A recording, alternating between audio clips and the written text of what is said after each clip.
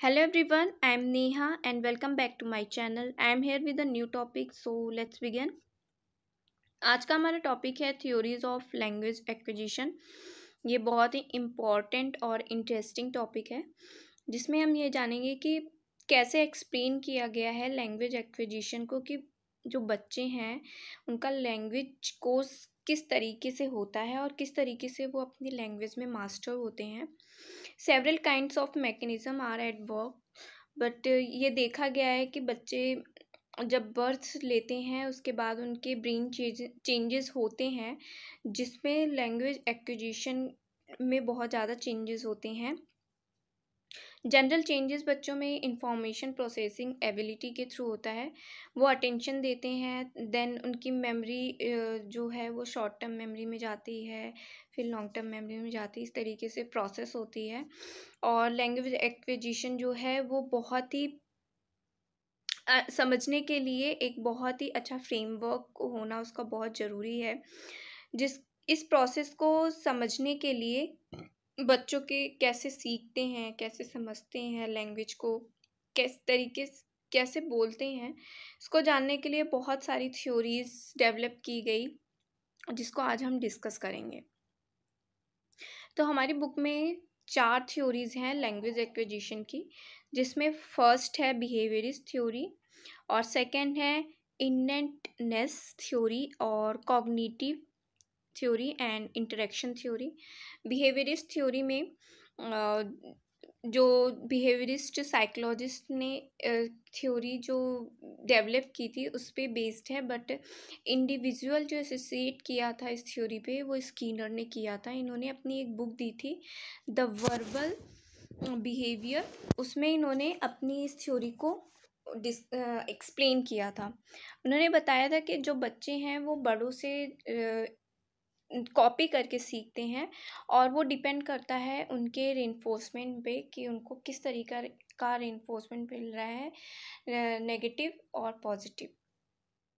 Second theory Chomsky ने दी थी, जिसको हमने ये इसके इसके पहले वाली वीडियो में हमने डिस्कस किया था कि जो बच्चे हैं उनका जो स्पेशल लैंग्वेज लर्निंग मैकेनिज्म होता है वो आफ्टर बर्थ चेंज होता है, उसमें उसी चेंजेस के थ्रू वो लैंग्वेज को क्या करते हैं, गेन करते हैं। और कॉग्निटिव थ्योरी जिसमें बताया था पियाजे ने कि language is just one aspect of a child, जिसमें intellectual development, overall intellectual development होता है। इंटरेक्शन थ्योरी में ब्रूनर ने बताया कि जो बच्चे हैं और उनके जो पेरेंट्स हैं या फिर उनके जो केयर टेकर्स हैं, उनके बीच का जो इंटरेक्शन होता है उसके थ्रू लैंग्वेजेस डेवलप होती हैं।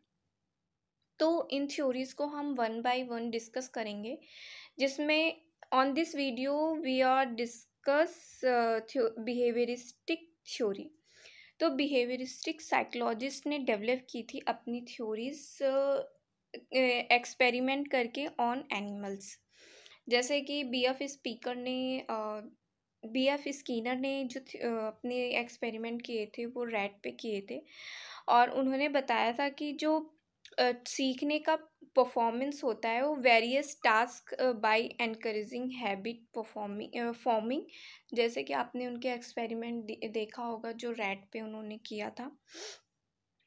जो रिसर्चर ने बताया कि रिवॉर्डेड डिज़ायरेबल बिहेवियर, जो डिज़ायरेबल बिहेवियर के लिए रिवॉर्डेड दिया जाता है उसको पॉजिटिव रेनफोर्समेंट के नाम से जाना जाता है, और जो अनडिज़ायरेबल बिहेवियर बेसिकली जो पनिशमेंट और सिंपली नॉट रिवार्डेड के लिए दिया जाता है वो नेगेटिव रेनफोर्समेंट होता है।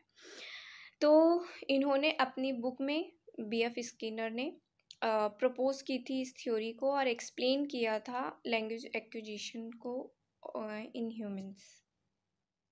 इन वर्बल बिहेवियर जो उन्होंने बुक पब्लिश की थी 1957 में, उन्होंने लिखा था कि जो वर्बल बिहेवियर के थ्रू हम इस प्रोसेस को बहुत अच्छे तरीके से समझ सकते हैं, और जो भी एक्सपेरिमेंट किए गए थे जानवरों पे, उससे रिज़ल्ट बहुत ही अच्छा मिला, जो सरप्राइज़ करने वाला था कि हम लोग एक्सपेरिमेंट जो है वो ह्यूमन बींग्स पे भी कर सकते हैं विदाउट एनी सीरियस मॉडिफिकेशन। ने सजेस्ट किया, जैसा कि हमने पहले डिस्कस कर लिया है, कि चाइल्ड जो है वो लैंग्वेज को कॉपी करके सीखते हैं बाय इट्स पेरेंट्स और केयर, जो भी उनके केयर टेकर्स होते हैं, और वो successfully attempts are rewarded. But क्योंकि बच्चे जो हैं वो रिकॉग्नाइज करते हैं वर्ड्स को, जब उन्हें रिवॉर्डेड किया जाता है, उन्हें मोटिवेट किया जाता है। जैसे अपने बच्चों को देखा होगा, जब वो बोलना सीखते हैं और कोई भी वर्ड वो बोल देते हैं, जैसे फर्स्ट टाइम मम्मा बोलते हैं, तो मदर जो है इतनी खुश होती हैं, इतनी पॉजिटिव रेनफोर्समेंट मिलता है कि बच्चे उन चीज़ों को धीरे धीरे सीखते हैं। अगर वही किसी चीज़ के लिए उनको डांट दिया जाता है, नेगेटिव रेनफोर्समेंट दिया जाता है, तो वो उस लैंग्वेज को बाद में नहीं बोलते हैं। ऐसा इन्होंने स्किनर ने बताया।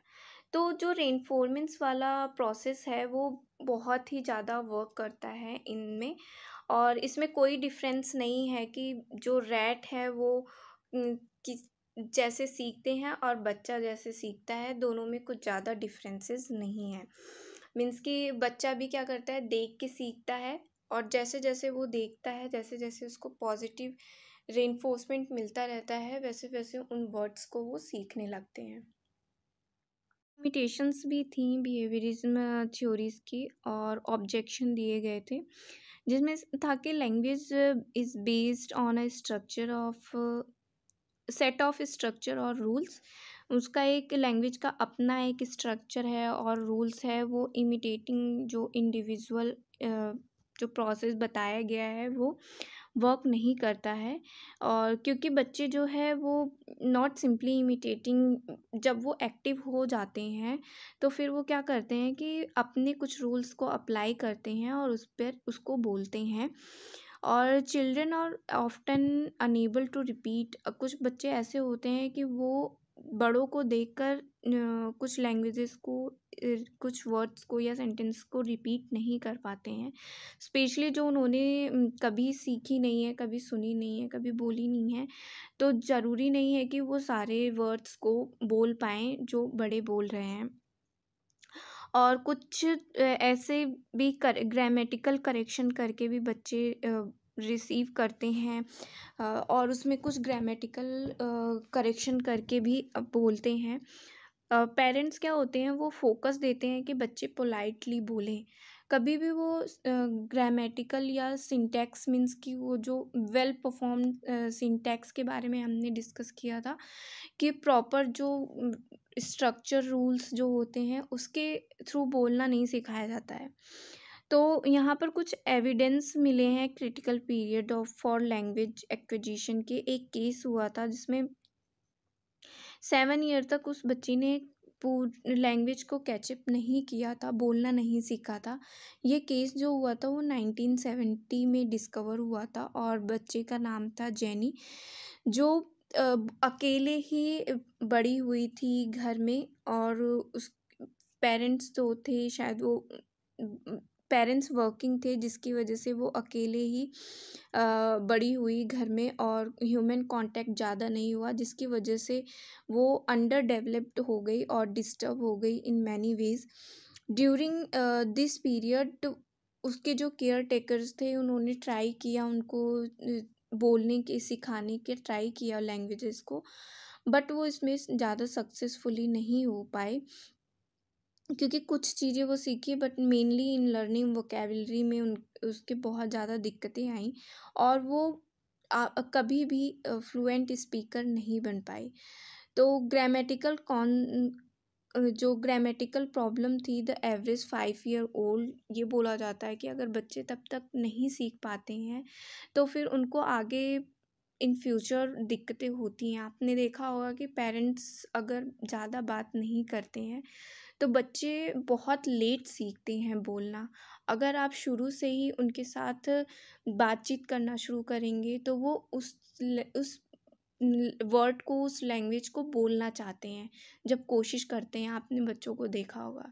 तो अगर वो प्रोसेस 5 ईयर तक नहीं होता है, बहुत कम होता है, वो कैब की जो जो भी प्रोसेस होता है वो कम होता है, जिससे बच्चों को सीखने में दिक्कत होती है लैंग्वेज को। तो आई होप ये टॉपिक आपको क्लियर हो गया होगा। नेक्स्ट टॉपिक में, नेक्स्ट वीडियो में हम नेक्स्ट थ्योरी को डिस्कस करेंगे। तब तक घर पे रहिए, सुरक्षित रहिए, सीखते रहिए, मेरी वीडियोस को देखते रहिए। Thanks for watching.